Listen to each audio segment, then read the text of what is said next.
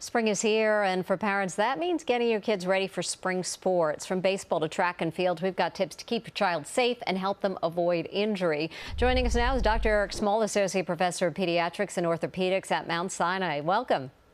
Good morning. Great to be here. So what are the most common spring sports injuries that parents should know about?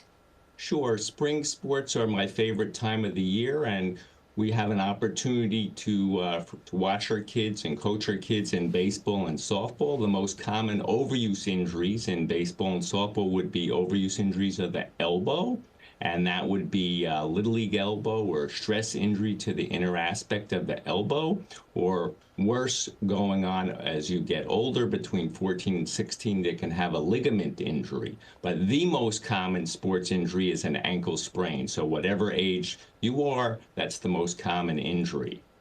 So you're mentioning baseball. Other sports that you'd be concerned most when it comes to injuries?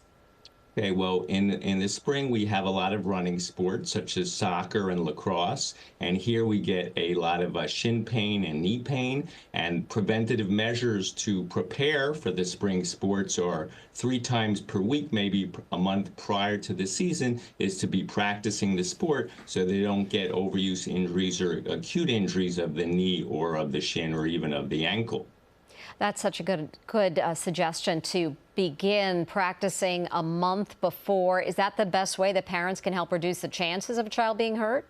That you have to be very organized as a parent or as a coach, but the most common injury is a re-injury. So if you've had a series of ankle sprains, it's important to restore the range of motion, improve the range of motion, strength, and balance. So that's, if you've had a prior injury, you want to make sure it's rehabilitated properly and you're optimizing your strength, balance, and flexibility.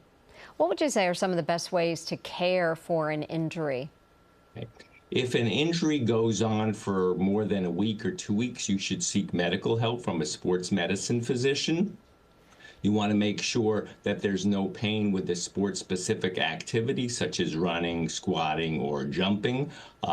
So making sure there's adequate strength and conditioning programs that are pre-season as well as during the season, such as adequate warm-up and cool-down. Those are critical aspects of injury treatment as well as prevention.